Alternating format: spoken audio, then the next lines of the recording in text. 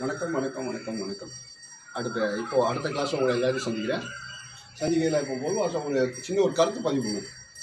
நல்ல விஷயங்கள் நல்லவங்களுக்கும் பிடிக்கும், நல்ல விஷயங்கள் கெட்டவங்களுக்கும் பிடிக்கும். அப்போ நம்ம நல்ல விஷயங்களை நிறைய சொல்லுவோம். நம்ம சொல்லக்கூடிய விஷயங்களை போடக்கூடிய காணொலிகளை நீங்கள் நிறைய பேருக்கு பரப்பிக்கிறீங்க. ஏன்னா நம்மளோட வாசகர்கள் எல்லாம் நல்லவங்கன்னு ரொம்ப நம்புகிறேன். அந்த நம்பிக்கையோட இப்போ அடுத்த ட்ரைனிங்கோட ஒரு முக்கியமான இப்போ லைசன்ஸ் வாங்க போனோம் அப்படின்னாலே எல்லோரும் ஒன்று அங்கே போய் மேட்டை நிப்பாட்டணும் அப்படி இப்படின்னு பதறுவாங்க. அதில் ஒன்றுமே கிடையாதுங்கிற ஒரு முக்கியமான சப்ஜெக்டை உங்களுக்கு போய் ஈஸியாக சொல்லி கொடுக்குறேன். கிளாஸ் போகலாமா? வாங்க. மேடான பகுதியில் வாகனத்தை நிறுத்துவது எப்படி? அதாவது மேடான பகுதியில் வண்டி நிப்பாட்டி எடுக்கிறது ரேண்ட் டெஸ்ட்னு சொல்கிறது.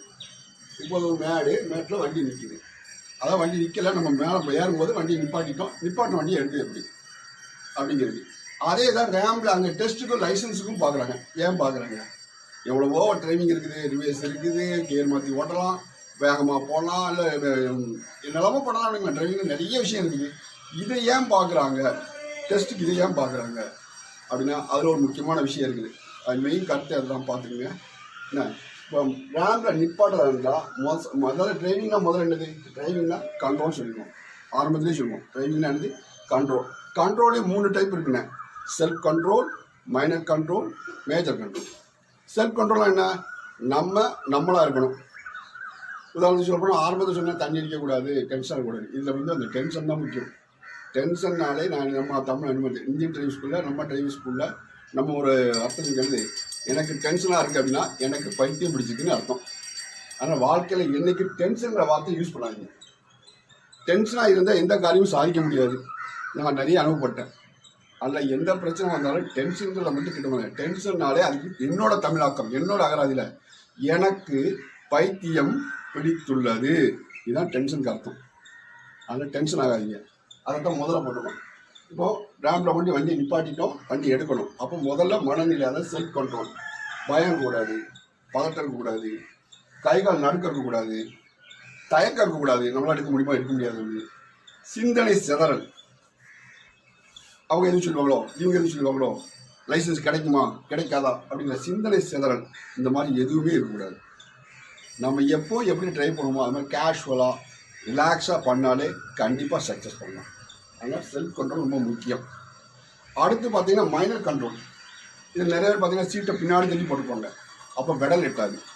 அப்போ சீட்டை கரெக்டாக அட்ஜஸ்ட் பண்ணிக்கணும். சீட் பெல்ட் போட்டுக்கணும். மிரர்லாம் கரெக்டாக அட்ஜஸ்ட் பண்ணிக்கணும். இதில் என்ஜினோட சவுண்டை கவனிக்கணும். ஏன்னா மைனூட்டாக உள்ள பிரச்சனை இல்லை. அப்போ என்ஜினோட சவுண்டை கவனிக்கணும். டோர் சரியாக அடைக்கலைன்னா டோர் வைப்ரேஷன் ஆகும். அப்போ டோர் சவுண்ட் வரும். எஃப்எம் படிக்கக்கூடாது. எஃப்எம் படித்தா என்ஜின் சவுண்டை கவனிக்க முடியாது. ஏசி ஓடிக்கிட்டு இருந்தால் வண்டியோட பிக்கப்பும் கம்மியாக இருக்கும். திடீர்னு இந்த ஏசி என்ன ஃபேன் ஓட சவுண்டு கேட்கும். ஃபேன் ஓட சவுண்டு கேட்கும். அப்போ என்ஜின் சவுண்டு நமக்கு கேட்காது. அதனால் ஏசி இதெல்லாம் ஆஃப் பண்ணிடலாம். இதெல்லாம் மைனர் கண்ட்ரோல். ஏன்னா இதெல்லாம் வண்டி ஓடுறதுக்கு பாதிப்பு கிடையாது. இந்த கண்ட்ரோல் வேலை செஞ்சாலும் செய்யாட்டாலும் வண்டி ஓடும். அதான் மைனர் கண்ட்ரோல் ஏற்கனவே சொல்லியிருக்கேன். அடுத்து பார்த்தீங்கன்னா மேஜர் கண்ட்ரோல். மேஜர் கண்ட்ரோல் இப்போ ரொம்ப முக்கியம். மேஜர் கண்ட்ரோலில் 4 வீலரை பொறுத்த வரைக்கும் 2 டைப்பாக பிரிச்சிருக்கேன். Leg control and hand control. Major control எடுத்துக்கிட்டிங்கன்னா இப்போ பாருங்க, அதில் 6 கண்ட்ரோலுக்கு ஏற்கனவே சொல்லிட்டேன். 2 பிரிச்சுக்கணும், leg control and hand control. இப்போ பார்த்தீங்கன்னா வண்டி கொண்டு போய் மேட்டில் நிப்பாட்டின உடனேயே வண்டி நிப்பாட்டி பிரேக் போட்டாச்சுன்னா ஹேண்ட் பிரேக் நல்லா ஆன் பண்ணி வச்சிட்டோம். ஹேண்ட் பிரேக் ஆன் பண்ணி வச்சா பாக்கி எல்லா கண்ட்ரோலும் நியூட்ரல் ஆயிடும். எல்லா கண்ட்ரோலும் இனிமேல் விட்டுடலாம். ஹேண்ட் பிரேக்கில் வண்டி அசையாமல் நிற்கும். வண்டி நிப்பாட்டினோன்னா ஹேண்ட் பிரேக்கில் அசையாமல் நிற்கும். அப்போ வண்டி நிப்பாட்டி வச்சு காலையில் எடுத்தாச்சு. இப்போ அங்கேருந்து வண்டி எடுக்கணும். அதுதான் டெஸ்ட்டு இல்லையா?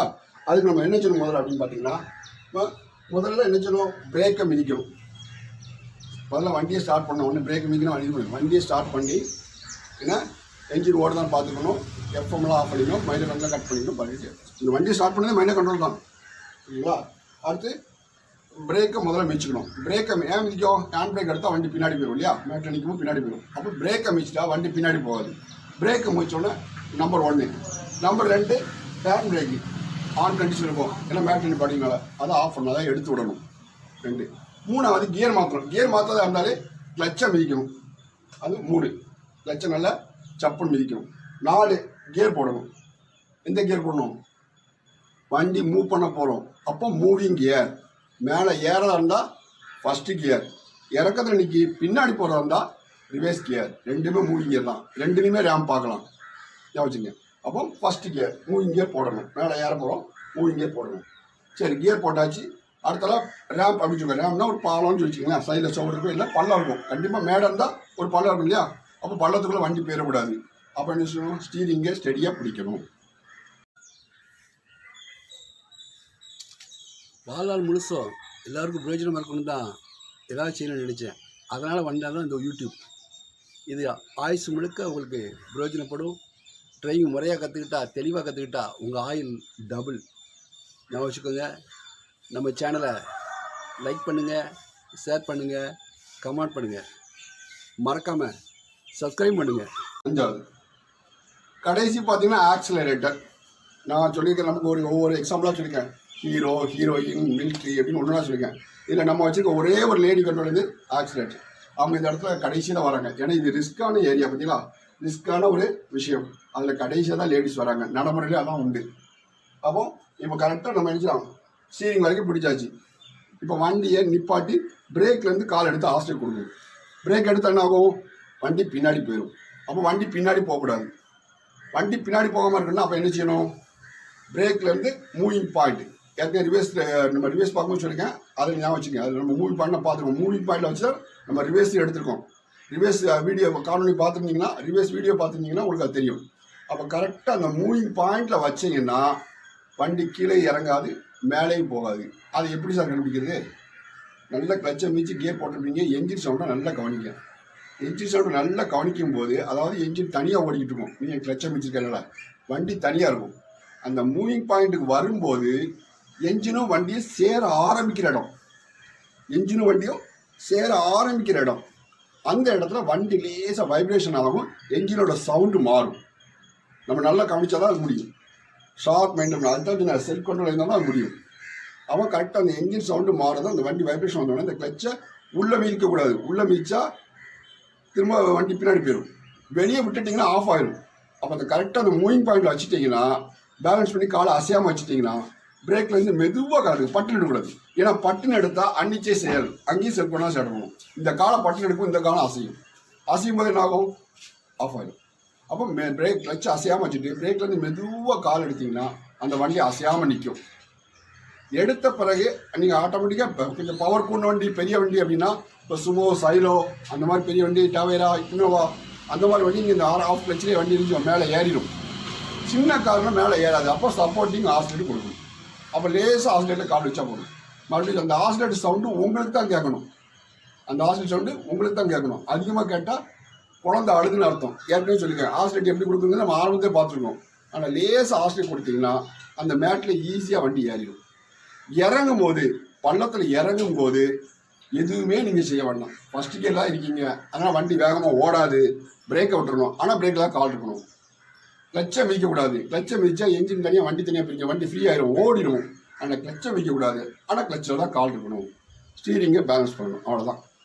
நீங்கள் ஆஸ்ட்ரேட் கொடுக்க வேண்டாம். நீங்கள் ஹேண்ட் பிரேக்கோ கியரை பற்றி கவலை என்ன, ஃபஸ்ட் கியரில் போட்டுருக்கோம் அப்படியே இருக்கட்டும், ஹேண்ட் பிரேக் எடுத்துகிட்டு அப்படியே இருக்கட்டும்.